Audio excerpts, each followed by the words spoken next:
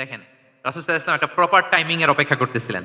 এতদিন রাসূল সাল্লাল্লাহু আলাইহি ওয়াসাল্লামের ঘরে যে ইহুদি কিশোর খেদমত করে, কাজ করে দিয়ে আসে, একদিনও দাওয়াত দেয় না। রাসূল সাল্লাল্লাহু আলাইহি ওয়াসাল্লাম একটা ভালো সময় খুঁজতেছিলেন। শুরুতেই যদি দাওয়াত দেয়, ওই ছেলে আশাই বন্ধ করবে। ভাববে খাইছে, আমার তো ধর্মান্তরিত করতে চায়। ঠিক কিনা বলেন? যে আমার একটা ফেইথ আছে, সে তো আমার ফেইথ কেড়ে নিতে চায়।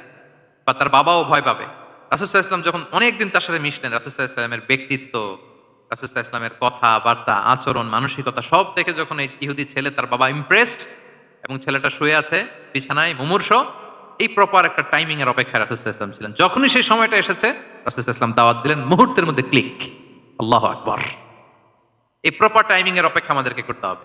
এই সুযোগটা কিন্তু আপনাদের আছে। আমি শুরুতেই বলেছি যে ডক্টরস যারা, তাদের কাছে মানুষ কখন আসে? সুদিনকালে না দুর্দিনকালে?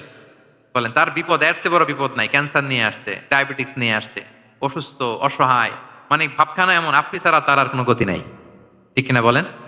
এই প্রপার টাইমে যখন আপনি মনে করবেন যে now it's high time to give দাওয়া, জাস্ট ডু ইট। যখন মনে করবেন যে না এখন একটা সুন্দর সময়, এখন বললে এটা কাজে দিবে, ওই সময়টাকে আপনি কাজে লাগান।